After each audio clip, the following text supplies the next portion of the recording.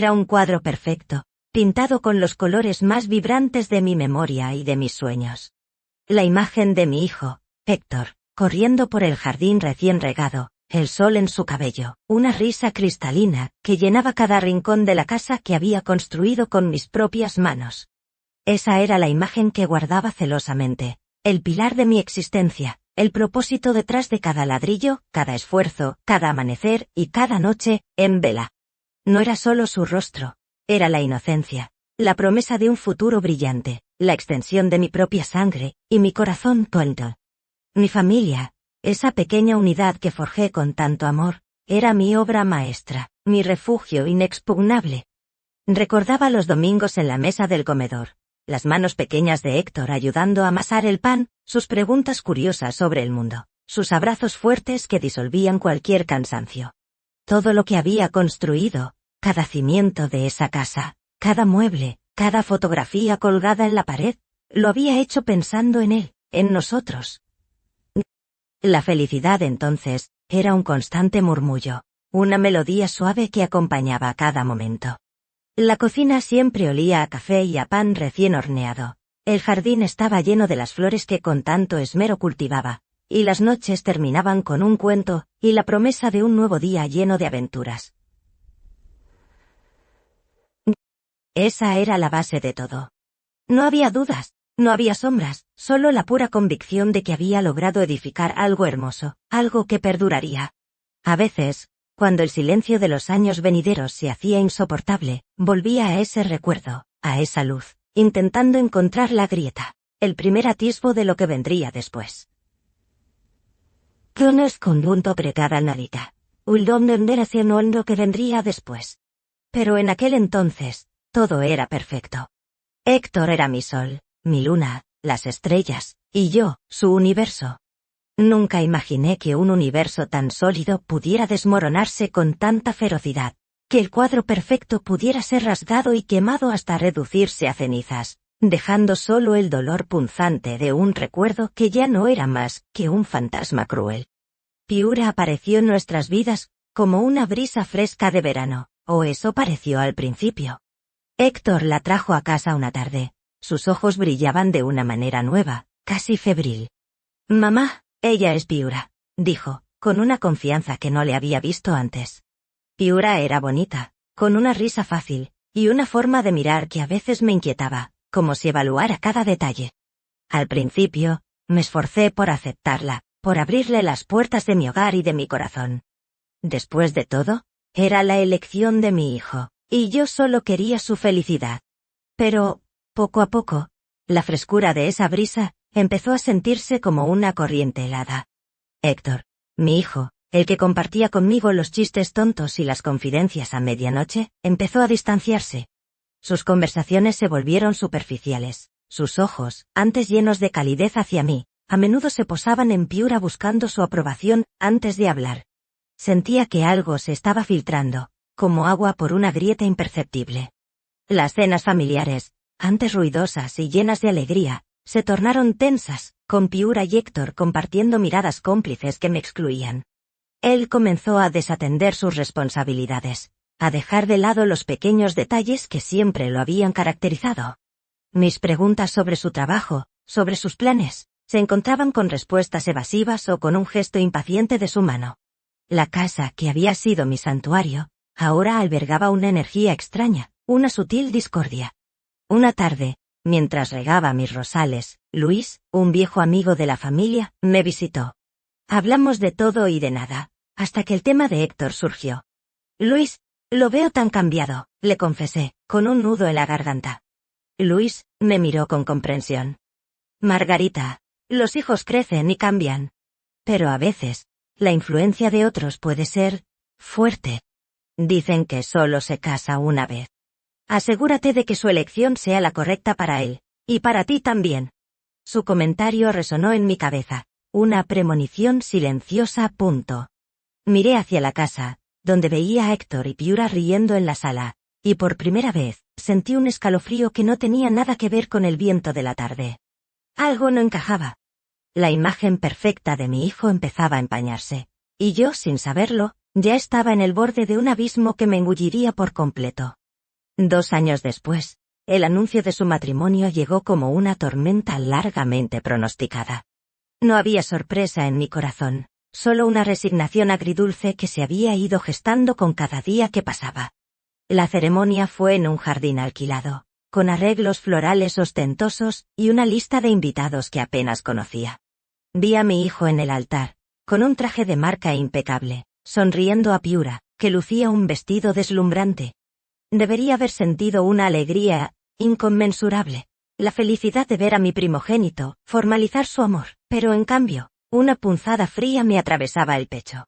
La gente a mi alrededor susurraba cumplidos y buenos deseos, pero yo solo podía ver la distancia en los ojos de Héctor cuando se cruzaban con los míos. La frase de Luis, solo se casa una vez, se repetía en mi mente como un eco persistente. ¿Era esta la única vez para Héctor? ¿Era esta la unión que le traería la verdadera felicidad, o solo el inicio de una dependencia, de una transformación que me era ajena? Piura, junto a él, parecía absorber su energía, su esencia. Él ya no era el niño que corría por mi jardín, ni el joven que compartía sus sueños. Era un hombre moldeado, o eso me parecía, por la voluntad de otro. Durante la recepción, intenté acercarme a él. «Héctor, hijo, te ves muy bien», le dije, con una sonrisa que apenas disimulaba mi inquietud. Él me dio un abrazo breve, casi mecánico. «Gracias, mamá. Piura y yo estamos muy contentos». Su tono era distante, sus palabras, superficiales. No había en ellas la calidez de antes. Mientras lo observaba interactuar con los demás invitados, noté su nuevo aire de superioridad, su forma de dirigir la conversación, de imponer su presencia. Era una actitud que no reconocía, una capa que lo cubría y lo protegía de la vulnerabilidad que una vez lo había hecho tan entrañable. En ese momento, mientras la música sonaba y la gente brindaba, sentí que perdía una parte irrecuperable de mi vida. No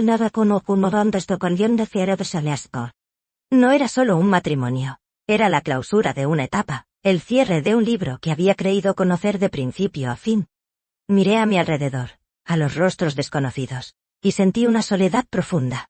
El hijo que había criado, el hombre que había soñado, se había desvanecido en ese jardín lleno de flores, reemplazado por un extraño que llevaba el mismo nombre, pero que habitaba un universo distinto, uno al que yo no pertenecía. No mucho después de la boda, la vida en mi casa cambió drásticamente. Héctor y Piura se establecieron, no como visitas temporales, sino como residentes permanentes, con una naturalidad que me dejaba sin aliento. Mis invitaciones, siempre abiertas, habían sido malinterpretadas como un permiso tácito para una ocupación total. De repente, mis espacios íntimos ya no eran míos. Sus pertenencias, sus costumbres, sus horarios, se superponían y a menudo anulaban los míos.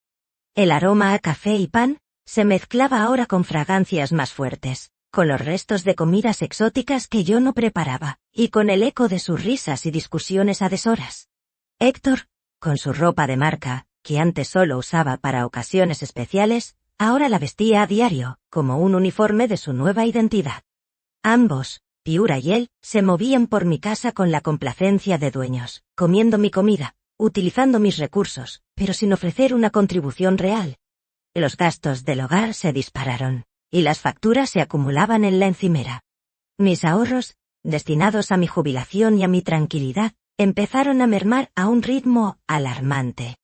Cada intento de sugerir una colaboración, una mínima ayuda, era recibido con un desdén apenas velado, o con la frase cortante: «Estamos buscando trabajo, mamá. Ya sabes cómo está la situación». Pero la búsqueda de trabajo nunca parecía concretarse, y el tiempo transcurría en una ociosidad que me hería profundamente. Un día, encontré a Piura usando mis herramientas de jardinería para replantar unas flores que no eran mías, en un lugar donde yo no las hubiera puesto. Sentí una violación de mi espacio, de mi autoridad. «Piura, esas herramientas son mías, ¿y el jardín? Yo lo cuido de una manera particular», le dije, intentando mantener la calma. Ella me miró con una ceja arqueada, una sonrisa petulante en sus labios. «Oh, lo siento, pensé que estaba ayudando». Héctor dijo que estaba un poco descuidado. La mención de Héctor como autoridad, como juez de mi trabajo, me dolió más que el atrevimiento. El aire de la casa se había vuelto pesado, cargado de una expectativa no verbal, de una obligación tácita que yo sentía sobre mis hombros. La presencia de ambos era una losa que aplastaba mi espíritu, mi alegría, la paz que tanto me había costado construir. Mi hogar, que una vez fue mi refugio, se había transformado en una prisión silenciosa, donde yo, la constructora, me sentía como una intrusa en mi propia vida. La situación escaló con una lentitud insidiosa, una gota constante, que erosionaba mi paciencia y mi autoestima. Las demandas de Héctor y Piura se volvieron más explícitas, menos disimuladas. La frase, comiendo mi comida, viviendo de mi trabajo, dejó de ser una observación interna para convertirse en una verdad palpable, dolorosa y humillante. Los días se sucedían en un ciclo agotador de servicio no correspondido. Yo cocinaba, limpiaba, compraba, mientras ellos disfrutaban de un ocio que les parecía completamente merecido. Sus quejas sobre la comida, sobre la limpieza, sobre cualquier minucia, se volvieron frecuentes. La casa, que antaño había vibrado con risas y amor, ahora resonaba con sus caprichos y mis silenciosos lamentos. Una tarde, mientras estábamos solas en la cocina, preparando la cena, Córdoba, mi amiga de toda la vida, se acercó a mí. Había notado la tensión, la forma en que yo me encogía, el brillo apagado en mis ojos. Margarita, esto no está bien, me dijo en voz baja, casi un susurro, mientras me miraba con preocupación. ¿No es normal que vivas así? Te estás consumiendo. Sus palabras, aunque esperadas, golpearon con fuerza. Era la validación externa de lo que mi corazón ya sabía, pero lo que mi mente se negaba a aceptar por completo.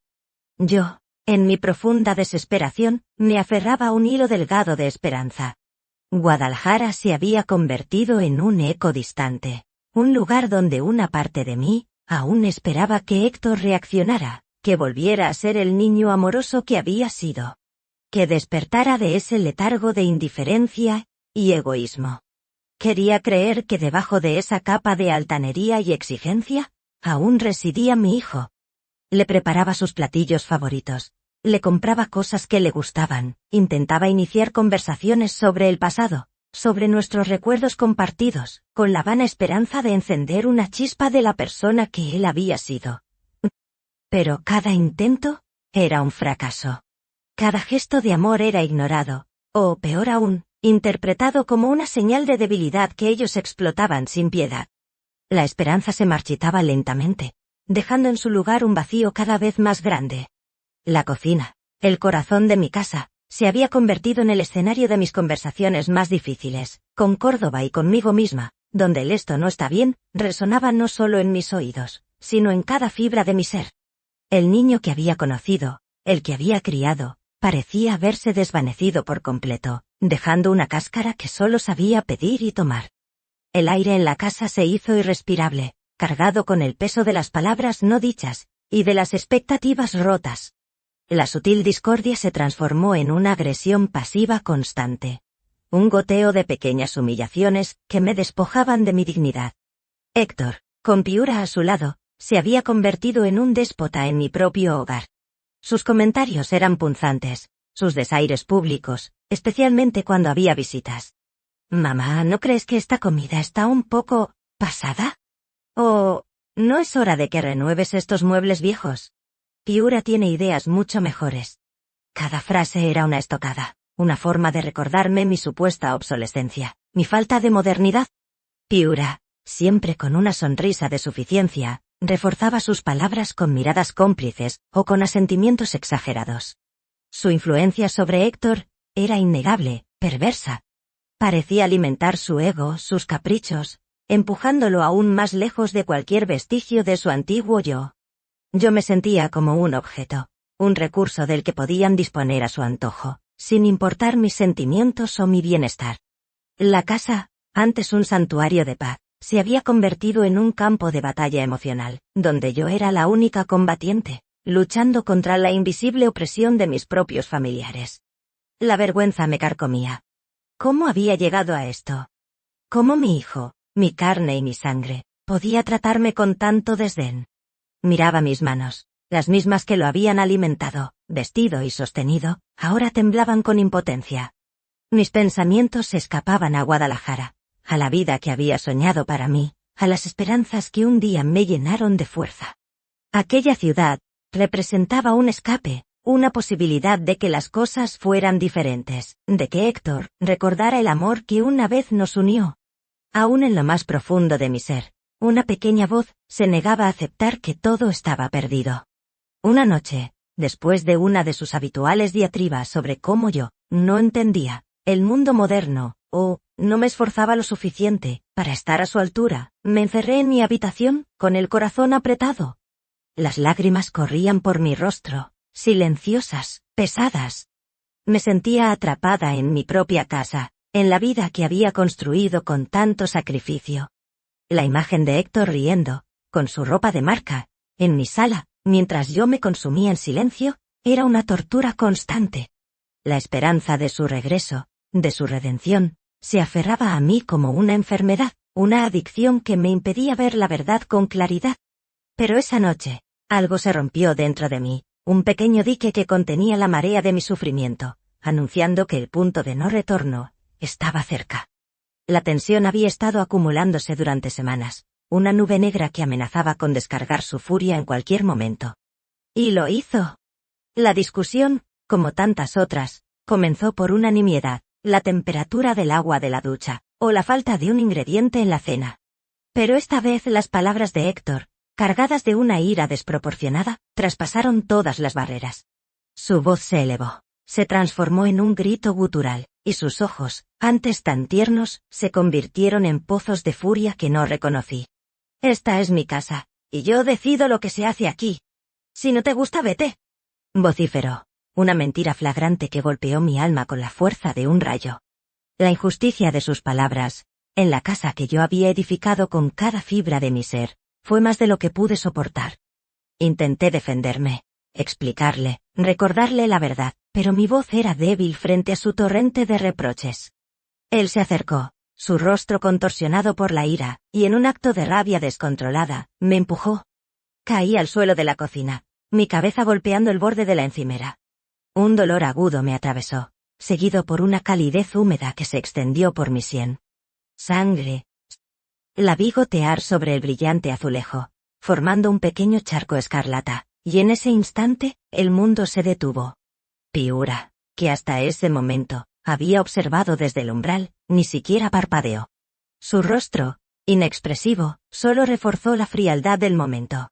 Me quedé en el piso de mi cocina, en la casa que construí con mis propias manos, sangrando y rota. El dolor físico era intenso, pero el dolor del alma era infinitamente peor. Mientras sentía la sangre tibia escurrirse, comprendí. Finalmente, la verdad, cruda y brutal, se hizo evidente. Mi hijo estaba perdido para mí.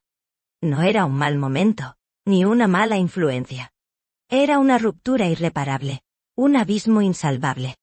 El niño amoroso que había sido, la esperanza que había albergado en mi corazón, se había esfumado por completo, reemplazado por este monstruo que yacía ante mí.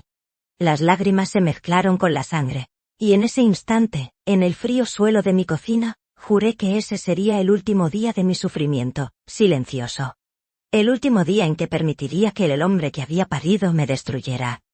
El último día de esa casa, como su reino. Algo se quebró dentro de mí, pero también, algo renació con una fuerza indómita. El golpe dejó un eco doloroso no solo en mi cabeza, sino en cada fibra de mi ser. El olor metálico de la sangre en el suelo de mi cocina, se mezclaba con el hedor acre de la traición. Me incorporé con dificultad, apoyando una mano temblorosa en el suelo frío, sintiendo el pegajoso rastro, escarlata en mi cabello. La herida palpitaba con un dolor sordo, pero la verdadera agonía residía en mi corazón.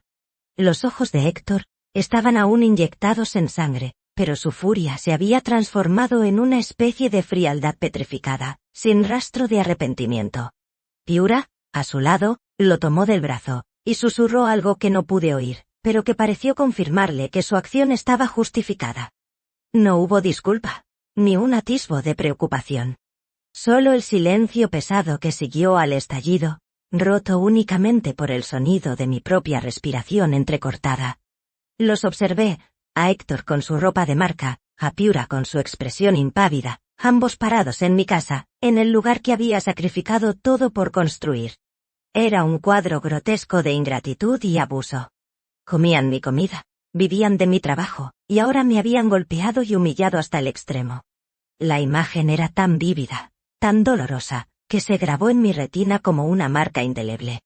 Pero en medio de ese shock y dolor, algo diferente empezó a germinar. La desesperación dio paso a una extraña lucidez. La niebla de la negación se disipó, revelando la cruda realidad de mi situación. Ya no era solo la tristeza de haber perdido a mi hijo. Era la indignación por haber permitido que me trataran así. La promesa que había hecho en el suelo de la cocina, de que sería el último día, se solidificaba en una resolución de acero. Mi cuerpo dolía, pero mi espíritu, aunque magullado, empezaba a erguirse. Levanté la vista hacia ellos, y por primera vez en mucho tiempo, no sentí miedo. Sentí una furia fría y justificada. La cobardía que me había atado, el amor ciego que me había cegado, se evaporaron. Las lágrimas cesaron. Limpié la sangre de mi frente con el dorso de mi mano, dejando una mancha carmesí en mi piel. Era un símbolo, la evidencia innegable de lo que habían hecho, pero también el sello de mi nueva determinación. La humillación no me destruiría, me fortalecería. Ellos no lo sabían aún, pero su reinado en mi casa había llegado a su fin. La mañana siguiente al incidente, el aire en la casa era tan denso que parecía cortarse con un cuchillo. Yo me levanté temprano, con el cuerpo dolorido y la cabeza vendada, pero con una determinación que nunca antes había sentido. Me miré en el espejo, mi rostro estaba pálido, mis ojos hinchados, pero había una chispa nueva, feroz, en mi mirada. Había dormido pocas horas, pero el sueño había traído consigo una claridad brutal. No más. No permitiría ni un solo día más de este abuso. Bajé a la cocina, donde los encontré a ambos, sentados a la mesa, como si nada hubiera pasado. Héctor leía el periódico con una indiferencia estudiada, y Piura sorbía su café, evitándome la mirada. La escena era la misma de siempre, pero yo ya no era la misma. Caminé con la cabeza en alto. Mi voz, aunque un poco ronca, resonó con una autoridad que me sorprendió a mí misma. «Quiero hablar con ustedes», dije, y el sonido de mis palabras detuvo el leve murmullo de sus movimientos. Héctor bajó el periódico lentamente, sus ojos se encontraron con los míos. Había un rastro de sorpresa, y quizás, de un leve temor, en ellos. Piura levantó la vista, una mueca de fastidio cruzando su rostro. Me paré frente a ellos, sintiendo la herida en mi sien palpitar, pero usé ese dolor como combustible. «Esta es mi casa», empecé, mi voz clara y firme, «y no tienen que quedarse si no quieren. Pero si se quedan, será bajo mis reglas». El silencio que siguió fue atronador. Héctor, siempre tan arrogante, intentó una risa forzada. «Mamá, ¿qué te pasa? ¿Estás dramática por un pequeño incidente?» «No». Mi sangre hirvió, pero no me dejé llevar por la ira. «No es un pequeño incidente, Héctor. Oh. Es la culminación de años de humillación, de abuso y de ingratitud. Esta casa, cada rincón de ella, la construí con mis propias manos, con mi esfuerzo, con mi sudor y mis lágrimas. No es su hotel. No es su refugio para vivir de mi trabajo. Ha llegado el momento de que tomen una decisión. O se adaptan, o se van». Piura, por primera vez, parecía genuinamente sorprendida. Sus ojos se abrieron ligeramente. Héctor intentó responder, pero sus palabras se ahogaron en su garganta. La balanza se había inclinado. El control por fin, comenzaba a regresar a mis manos. Y la sensación, a pesar del dolor, era liberadora. La reacción de Héctor fue una mezcla de incredulidad y rabia contenida. Sus ojos lanzaban chispas, su mandíbula apretada. «Esto es una broma», espetó, intentando recuperar su postura dominante. «Después de todo lo que he hecho por ti, ¿así me pagas?» «Oh». Su descaro era abrumador. Piura, al principio silenciosa, se unió a él, susurrando palabras de apoyo, alimentando su indignación. Ella no puede hacer esto, Héctor. Esta también es tu casa. Ella necesita de ti, dijo, intentando manipular la situación. Pero yo ya no era la mujer que se doblegaba ante sus palabras. Mi voz, aunque aún temblorosa por la emoción, se mantuvo firme.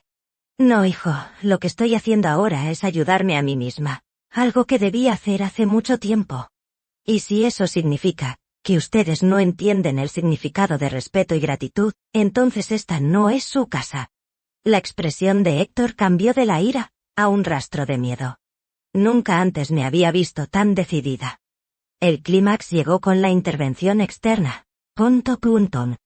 No había sido fácil tomar la decisión, pero la noche anterior, en medio del dolor y la desesperación, había llamado a un contacto, a una abogada, a alguien que me pudiera orientar sobre cómo recuperar mi vida y mi propiedad.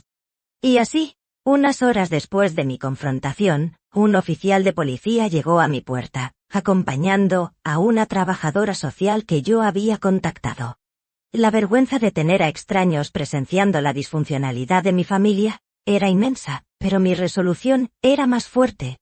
El oficial, después de escuchar mi relato conciso y ver la herida en mi sien, habló con una autoridad innegable. Les explicó a Héctor y Piura sus derechos y mis derechos como propietaria, así como las implicaciones de su comportamiento. Se estableció un plazo de 30 días para que desocuparan la propiedad. Los rostros de Héctor y Piura se transformaron. La sorpresa y el enfado dieron paso a un pánico incipiente. Los vi intercambiar miradas cargadas de resentimiento hacia mí, pero su actitud dominante se había esfumado. Él y el oficial se fueron, dejándome sola con Héctor y Piura, en el silencio pesado de mi sala. La batalla no había terminado, pero había ganado una ronda crucial. Mi corazón dolía al ver el resentimiento en los ojos de mi hijo, pero una parte de mí se sentía extrañamente aliviada. El proceso de sanación y de recuperar mi vida había comenzado, y esta vez, no había vuelta atrás. Los primeros días del plazo de 30 días, se sintieron como una eternidad, una especie de purgatorio doméstico. La atmósfera en la casa era gélida, cortante. Héctor y Piura se movían como fantasmas resentidos, susurrando entre ellos, susurrando quejas y planes que no lograba descifrar. La tensión era palpable, una manta pesada que cubría cada rincón. Yo intentaba mantener una apariencia de normalidad, seguir mis rutinas, pero cada gesto, cada mirada, era un recordatorio constante de la guerra silenciosa que se libraba bajo mi techo. Ellos se negaban a hablarme directamente, respondiendo con monosílabos, o con un silencio cargado de reproche cuando me atrevía a preguntar algo. Héctor, con su arrogancia habitual, parecía haberla sustituido por una especie de victimismo pasivo-agresivo. Dejaba sus cosas tiradas a propósito, la ropa sucia amontonada en la sala, los platos sucios en la encimera de la cocina, intentando sabotear mi esfuerzo por mantener el orden. Piura a su lado, lo imitaba, o incluso lo superaba en pequeñas provocaciones. Un día, encontré mis plantas de interior, las que tanto cuidaba, con las hojas rotas, como si alguien las hubiera maltratado intencionadamente. Mi corazón se encogió, pero me negué a confrontarlos. Sabía que buscaban una reacción, una chispa para encender otra disputa. Pero yo no les daría el gusto. Respiraba hondo, recogía la ropa, limpiaba los platos, curaba mis plantas y me concentraba en mi propio espacio. Reorganicé mi habitación, coloqué cerraduras en los cajones que contenían mis objetos más preciados, y empecé a planificar mi futuro. Un futuro sin ellos. Era un esfuerzo titánico, una batalla constante contra la tentación de ceder, de dudar. Mi mente me recordaba los viejos tiempos, la risa de mi hijo, el amor incondicional que había sentido. Pero luego, la imagen de mi sangre en el suelo de la cocina, la frialdad en sus ojos, la humillación, regresaba con fuerza, anclándome a mi decisión. No era fácil. El dolor de ver a mi hijo tan transformado, tan lleno de resentimiento, era un cuchillo girando en mi pecho. Pero la autodestrucción ya no era una opción. Cada día que pasaba sin un estallido, cada pequeña victoria de mi calma, me confirmaba que estaba en el camino correcto. Mi casa seguía siendo un campo de batalla, pero yo ya no era la víctima, sino la comandante de mi propia resistencia. La decisión de pedirles que se fueran, a pesar de la firmeza con la que la había pronunciado, seguía siendo un peso en mi alma. Durante esos días de convivencia forzada, la culpa intentaba arrastrarse en mi corazón, susurrándome si no había otra manera, si acaso había sido demasiado dura. Pero luego, la voz de la razón, respaldada por la dolorosa evidencia de mi sien vendada, y los recuerdos de años de maltrato, callaba esas dudas.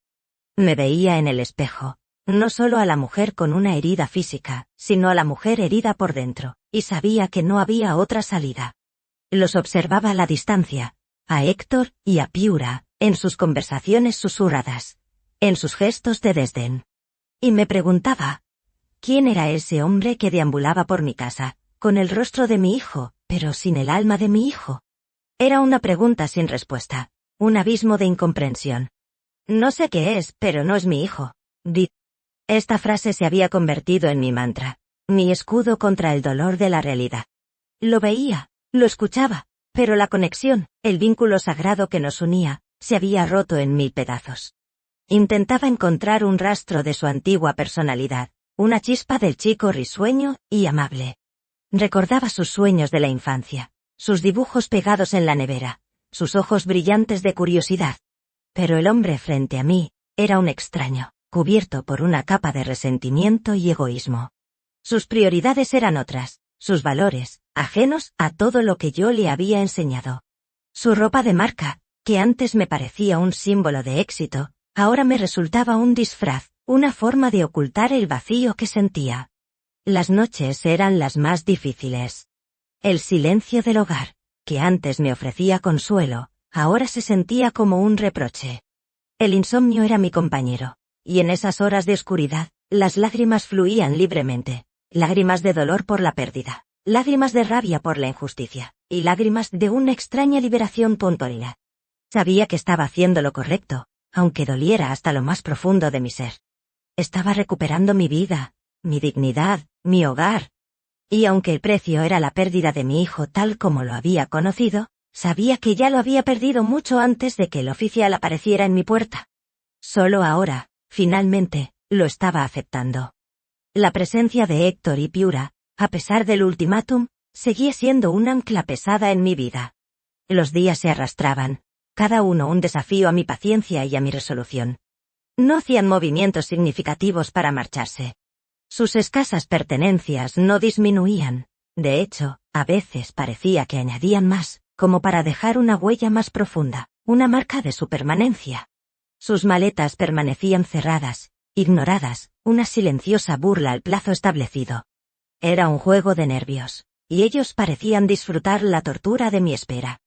Yo, por mi parte, intentaba mantener la distancia, limitando mis interacciones a lo estrictamente necesario. Cocinaba para mí sola, comía en mi habitación la mayoría de las veces, o me refugiaba en el jardín, buscando consuelo en mis plantas. La casa, que una vez fue el epicentro de mi vida social, se había convertido en una fortaleza silenciosa. Ya no invitaba a nadie, no fuera a ser que la vergüenza de su comportamiento se hiciera aún más pública. La única excepción era Córdoba, que me llamaba a diario, su voz un bálsamo en medio de la tormenta. Ver a Héctor deambular por el pasillo, o escuchar sus conversaciones con Piura desde mi habitación, era una constante herida. Cada vez que lo veía, buscaba un atisbo del niño que había sido, del adolescente que compartía sus sueños, del joven que me había prometido cuidarme. Pero solo encontraba una mirada vacía, una expresión de resentimiento que me helaba la sangre. Era un hombre con la piel de mi hijo, pero sin su esencia. Esta contradicción era un veneno lento, que me consumía por dentro. La esperanza, esa pequeña llama que había ardido por tantos años, finalmente se extinguía. No había rastro del Héctor que había amado. Las promesas de cambio, las vagas disculpas que alguna vez intentó articular, se revelaron como meras manipulaciones. Ya no esperaba una reacción, ni un arrepentimiento. Solo quería que se fueran, que me devolvieran la paz de mi hogar, la tranquilidad de mi existencia. La cuenta regresiva seguía su curso inexorable, y yo solo podía aferrarme a la promesa de ese día, el día en que su presencia se desvaneciera, y mi casa volviera a ser mía. El 30º día amaneció con un cielo plomizo, a juego con el peso en mi pecho. La fecha límite había llegado, y la promesa de un final inminente se mezclaba con la cruda realidad de su incumplimiento. ¡Pum! Cuando se cumplieron los 30 días, Héctor y Piura no se habían llevado todas sus cosas. Las maletas seguían medio hechas, algunas cajas apiladas en el salón, otras esparcidas por sus habitaciones, un revoltijo que gritaba desafío y desinterés. Era una provocación más, una forma de extender su control, de demostrar que yo no podía realmente forzarlos a nada. Me acerqué a la sala, donde ellos estaban sentados en el sofá, aparentemente ajenos a la importancia del día. «Hoy es el día», dije, mi voz intentando sonar más firme de lo que sentía. «Los 30 días han terminado. Deben irse». Héctor me miró con una expresión de hastío. «Mamá, no hemos terminado de empacar. Necesitamos un poco más de tiempo. Tonto. ¿Qué prisa hay?» Su desfachatez era exasperante.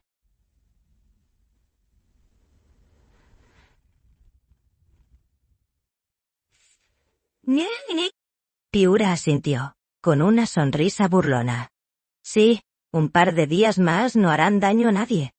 La impotencia me invadió por un instante, pero me negué a ceder. La chispa de determinación que había renacido en mí no se extinguiría. No, punto. El plazo se ha cumplido. Yo les di 30 días, y ustedes no hicieron nada. Ahora, deben irse. Y lo que dejen aquí, lo consideraré abandonado. Mis palabras, aunque duras, eran necesarias. Había aprendido que la amabilidad y la paciencia solo eran interpretadas como debilidad. Esta vez, no habría concesiones. Héctor se levantó bruscamente, sus ojos oscuros por la rabia. «No puedes hacer eso. Es mi ropa, mis cosas», exclamó, con un tono amenazante. «Claro que puedo, es mi casa. Y el oficial y la trabajadora social lo saben. Si no se van ahora, tendré que llamarles de nuevo». La mención de las autoridades pareció frenar su ímpetu. Piura lo tomó del brazo, su rostro más pálido de lo habitual. La confrontación se alargaba, la batalla por mi espacio, por mi vida. Me dolía llegar a esto, ver la relación con mi hijo reducida a amenazas y ultimátums. Pero cada vez que recordaba la sangre en mi cocina, el desprecio en sus ojos, sabía que no tenía otra opción. No podía seguir viviendo en ese infierno.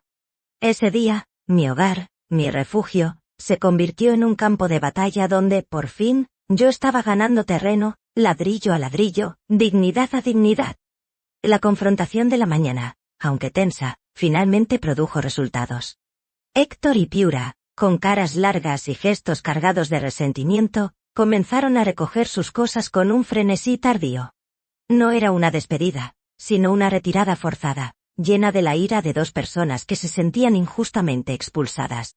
Observé desde la distancia, mi corazón una mezcla compleja de tristeza, alivio y un dolor sordo.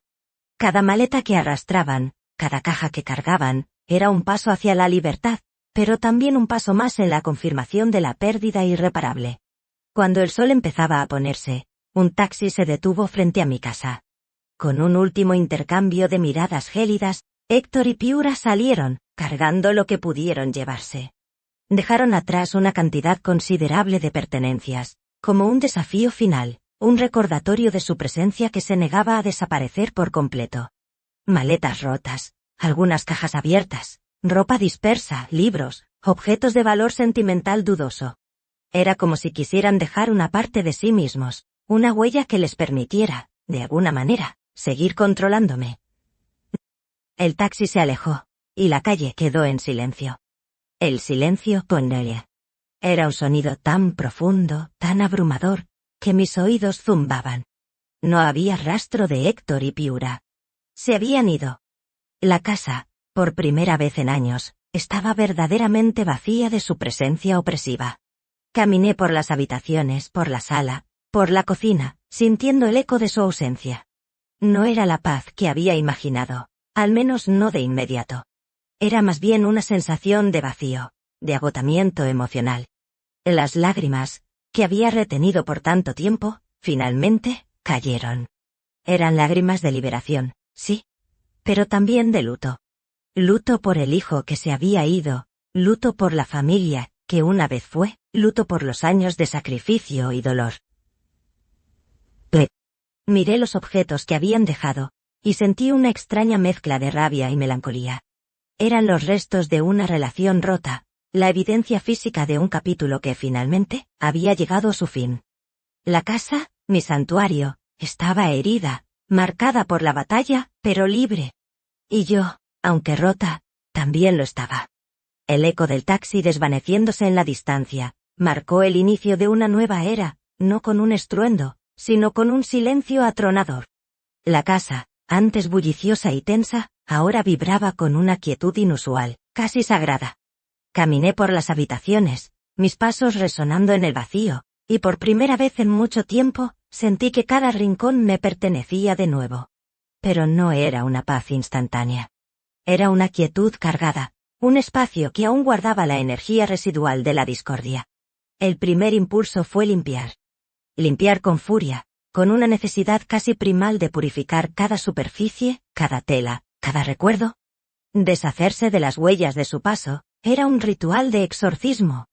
Abrí las ventanas de par en par, permitiendo que el aire fresco del atardecer barriera el ambiente viciado. El olor a perfume barato de Piura, el aroma a tabaco, que Héctor a veces traía consigo, todo debía desaparecer. Cada objeto que tocaba me recordaba un momento de humillación, un desaire, una discusión. ¿Qué? Mis manos, aún temblorosas por la tensión de los últimos días, fregaban, aspiraban, organizaban, En la cocina, donde había caído, limpié la pequeña mancha oscura que la sangre había dejado en la junta del azulejo. Fue un acto simbólico, un borrón y cuenta nueva. No solo limpiaba la casa, limpiaba mi alma. Cada paño húmedo era una lágrima silenciosa que se negaba a caer. Cada movimiento, una afirmación de mi autonomía. El agotamiento físico era inmenso, pero la satisfacción de reclamar mi espacio era aún mayor. Me detuve en el umbral de lo que había sido su habitación, ahora llena de las cosas que habían abandonado. Por un momento, sentí la tentación de dejarlas ahí, de no tocarlas, como si fueran reliquias de un pasado que no quería recordar. Pero sabía que eso solo prolongaría la sombra de su presencia. No, tenía que ser implacable. La recuperación de mi casa era la recuperación de mí misma. La noche cayó, y por primera vez, me senté en mi sala, en mi sillón favorito, sin la preocupación de su presencia. La casa estaba en penumbras, solo iluminada por la luz de la luna que se colaba por las ventanas. No dormí mucho, pero el sueño que logré conciliar fue más reparador que en años. El cuerpo dolía, pero el espíritu, aunque cansado, empezaba a respirar de nuevo, a sanar las heridas invisibles que no se veían, pero se sentían. Los días posteriores a su partida fueron un torbellino de emociones y un esfuerzo físico constante. El siguiente paso en mi purificación fue confrontar los objetos que Héctor y Piura habían abandonado. En lo que había sido su habitación, se alzaba una montaña heterogénea de ropa, libros, discos, fotografías e innumerables chucherías que reflejaban su paso por mi vida. Cada objeto era un fantasma, una pieza de un rompecabezas que yo ya no quería armar. Respiré hondo, y empecé el arduo proceso de clasificación. Algunas cosas, como la ropa de marca de Héctor, que antes me había provocado tanto resentimiento, ahora me parecían tristes, vacías. Había una caja con viejas cartas y dibujos de Héctor cuando era niño, recuerdos inocentes que se contrastaban con el hombre en el que se había convertido. Los guardé aparte, en un rincón de mi memoria, no para aferrarme a ellos, sino para recordar quién había sido, antes de que la sombra de Piura y el egoísmo lo devoraran. El resto, la inmensa mayoría, estaba contaminado por la indiferencia y el desprecio con el que lo habían dejado. No sentía pena por deshacerme de ello. Al contrario, cada prenda que doblaba para donar, cada libro que decidía regalar a una biblioteca, cada objeto inservible que tiraba a la basura, era un acto de liberación. Era un proceso de desapego, no solo de sus pertenencias, sino de la última atadura emocional que me unía a la ilusión de una familia feliz. Me encontré con fotografías de ellos, sonriendo, abrazándose. Las miré con una extraña distancia, sin el dolor punzante de antes. Eran imágenes de dos extraños. No sentí la necesidad de romperlas o quemarlas. Simplemente las puse en una caja, destinadas al olvido, a ser un recuerdo lejano. La casa se vaciaba, no solo de sus objetos, sino del peso de su historia. Cada espacio recuperado era un lienzo en blanco para mí. Al final de la semana, la habitación estaba limpia, ordenada, vacía. Las persianas subidas, la ventana abierta, permitiendo que la luz del sol llenara cada rincón. La sensación de logro era inmensa. Era un espacio renovado, listo para ser resignificado. El acto de limpiar, de soltar, había sido terapéutico. Ya no había rastro de Héctor y Piura, no en lo físico, y poco a poco tampoco en mi alma. Estaba creando un nuevo hogar, un nuevo santuario para la persona que yo estaba redescubriendo, una persona que había estado enterrada bajo años de sacrificio. Con la casa purificada, y los fantasmas de su presencia disipados, el siguiente paso fue reclamar mi propia vida. El silencio ya no era ensordecedor, se había transformado en un bálsamo, un espacio para la reflexión y la introspección. Empecé a reconstruir mis rutinas, pero esta vez, con una intención consciente de autocuidado. Volví a levantarme temprano para ver el amanecer desde mi jardín, a leer los libros que había pospuesto por años, a escuchar la música que me llenaba el alma. Cada pequeña acción era un acto de amor propio, una afirmación de mi valor. Reconecté con Córdoba, quien me había apoyado incondicionalmente. Sus visitas se volvieron más frecuentes, y con ella, la risa volvió a llenar la casa. Compartimos té y conversaciones profundas, y en cada palabra suya, encontré una fuerza renovada. Margarita, te ves diferente, me dijo un día, sus ojos llenos de aprobación. Hay una luz nueva en ti. Sus palabras eran un espejo que reflejaba la transformación que sentía por dentro. Era una luz que había estado oculta, pero que ahora brillaba con una intensidad propia. Empecé a retomar mi pasatiempo favorito, la jardinería. Mis rosales, que habían languidecido durante el periodo de estrés, volvieron a florecer con colores vibrantes. Cuidarlos era una meditación, un recordatorio de que, con cuidado y atención, incluso lo más dañado puede volver a florecer. Me uní a un club de lectura, salí a caminar por el parque cada tarde, y me permití pequeños lujos, como un café en mi cafetería favorita o una tarde en el cine. La soledad, antes temida, se convirtió en una compañera bienvenida. Era en esos momentos de introspección donde realmente me encontraba a mí misma. Exploraba los rincones de mi mente, que habían estado oscurecidos por la preocupación, el miedo y la tristeza. Me preguntaba quién era yo, más allá de ser la madre de Héctor, la dueña de esta casa. Y las respuestas comenzaron a surgir, lentamente, como pétalos abriéndose.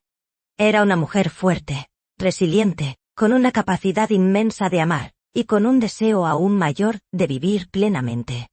La herida en mi sien había cicatrizado, dejando una leve marca que ya no era un recordatorio de dolor, sino un símbolo de mi supervivencia. Ya no era la mujer rota, y sangrando en el piso de la cocina. Era una mujer renacida, con una segunda oportunidad para reescribir su propia historia. Y esta vez, la protagonista sería yo. En medio de esta reconstrucción personal, la vida, con su impredecible sabiduría, comenzó a tejer nuevos hilos en mi tapiz. Un día, durante una de mis caminatas por el parque, conocí a Emilio.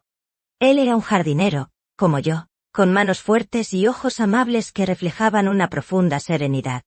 Nuestro encuentro fue fortuito, una conversación sobre una variedad rara de orquídeas que ambos admirábamos. Había algo en su presencia que irradiaba calma, una especie de honestidad arraigada, que me resultaba increíblemente refrescante. Al principio, nuestras conversaciones eran superficiales, sobre plantas, sobre el clima, sobre la belleza de la naturaleza. Pero, poco a poco, los temas se fueron profundizando. Le hablé de mis rosales, de mi pasión por el jardín, y él compartió conmigo sus conocimientos sobre la tierra, sobre el ciclo de la vida y la muerte en el reino vegetal. Había una poesía en sus palabras, una sensibilidad que me atraía.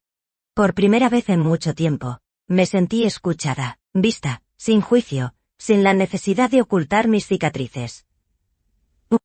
No le conté toda mi historia de inmediato. Pero él percibía mi pasado, la sombra de una pena, en mis ojos. Su paciencia era infinita, su presencia, un ancla. Me invitó a su vivero, un lugar mágico lleno de verdor y vida, donde compartimos secretos sobre cómo cultivar la esperanza. Me enseñó a injertar, a podar con sabiduría, a entender que a veces, para que algo nuevo crezca, hay que cortar las ramas viejas y muertas. Sus lecciones sobre jardinería se extendían a lecciones sobre la vida misma. Emilio no intentó reemplazar lo que había perdido. En cambio, me ayudó a encontrar lo que había olvidado. Su compañía era un recordatorio suave de la bondad que aún existía en el mundo, de la posibilidad de conexión humana sin agendas ocultas. Con él, la risa volvió a ser fácil y genuina. Me sentía revitalizada, como una flor que, después de un largo invierno, vuelve a estirar sus pétalos hacia el sol. En cada paseo, en cada conversación, sentía que estaba excavando no solo la tierra, sino también las capas de dolor y desilusión que me habían cubierto. Era con Emilio, en la simplicidad de nuestra amistad, y el respeto mutuo, que encontré a mí misma, a la esperanza que había estado enterrada bajo años de sacrificio y abuso. Él no era un salvador, sino un catalizador. Alguien que me ayudó a ver que la esperanza siempre había estado dentro de mí, esperando ser desenterrada. Los meses se convirtieron en un año, y el jardín de mi vida floreció con una fuerza y una belleza que nunca creí posibles. Mi casa, mi santuario, ahora resonaba con la paz, y la alegría que yo, y solo yo, había cultivado. La marca en mi sien era apenas visible, una cicatriz que ya no dolía, sino que contaba una historia de supervivencia y resiliencia. Había aprendido que el dolor, aunque inevitable, no tiene por qué ser una sentencia de por vida. Mi relación con Emilio se profundizó. No era un romance explosivo, sino una compañía dulce y firme, construida sobre el respeto, la comprensión, y un amor compartido por la vida y la naturaleza. Juntos, creamos un nuevo jardín en mi patio trasero, lleno de colores y aromas, un símbolo tangible de la nueva vida que habíamos construido. Él me enseñó que la belleza puede surgir incluso de la tierra más árida, y yo le mostré que el espíritu humano, como una semilla tenaz, siempre encuentra la manera de brotar. Miraba hacia el pasado, hacia la imagen idealizada de mi hijo, de mi familia, de todo lo que había construido, y ya no sentía la punzada de desesperación. El recuerdo seguía ahí, un testimonio de lo que fue y de lo que no pudo ser, pero ya no me definía. Había aceptado que no podía cambiar a Héctor, que su camino era el suyo, y que mi responsabilidad era conmigo misma. La decisión de soltarlo, de dejarlo ir, había sido la más dolorosa, pero también la más liberadora. En cada amanecer, en cada taza de café disfrutada en mi porche, en cada conversación con Córdoba, sentía la plenitud de mi existencia. Ya no buscaba la validación externa, ni me definía por el rol de madre abnegada. Había encontrado mi propia voz, mi propia fuerza, mi propio propósito. La esperanza que había creído perdida, la que había estado enterrada bajo años de sacrificio y abuso, no era un regalo de Emilio ni de nadie más. Era un tesoro que había descubierto dentro de mí, un pozo inagotable de luz y amor propio. La vida había sido cruel, sí, pero también me había regalado una segunda oportunidad. La casa que construí con mis propias manos ahora, era verdaderamente mía, un hogar para mi alma sanada. Y yo, la mujer que había sido sangrando y rota, ahora, era fuerte, completa, y sobre todo, libre. Libre para vivir, para amar, para florecer en mi propio jardín, bajo mi propio sol.